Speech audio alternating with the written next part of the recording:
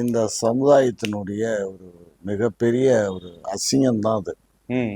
இப்போ கவினோட கொலை இருக்கே, இது என்னவா நடந்ததுங்கிறதெல்லாம் நிறைய பேத்துக்கு தெரியாது. ம். புரியுதா? சில விஷயங்கள் நான் கேள்விப்பட்டதை நான் சொல்றேன். இந்த பொண்ணை வந்து அவ ஏற்கனவே லவ் பண்ணியிருக்காங்க. அதுக்கப்புறம் இவனுடைய கேரக்டர் பிடிக்கல அப்படிங்கிறதுக்காக அந்த பொண்ணு விலகியிருக்கா. அதை என்ன பண்ணியிருக்கான், அந்த பொண்ணு 2 பேரும் ஃப்ரெண்ட்ஸாக இருக்கும்போது எடுத்துக்கிட்ட அந்த வீடியோ ஃபோட்டோ எடுத்து வச்சுருக்கான் கேமராவில். ம். அதை வச்சு மிரட்டிட்டு இருந்திருக்கான் கடந்த 6 மாத காலமாக. மிரட்டிட்டு இருக்கவும் இந்த பொண்ணு யார்கிட்ட அப்பா அம்மாட்ட சொல்ல இயலாது. ஸோ சரின்னு சொல்லி தன்னுடைய பிரதர்கிட்ட சகோதரன்கிட்ட சொல்லி அழுதுருக்கு. அழுத உடனே இவனும் போய் விஷயத்தெல்லாம் சொல்லி கேட்டிருக்கான். ரொம்ப திமிரா பேசியிருக்கான். அவங்க ஜாதிக்குன்னே ஒரு திமிர் இருக்கும்ல, அந்த திமிரில் பேசியிருக்கான்.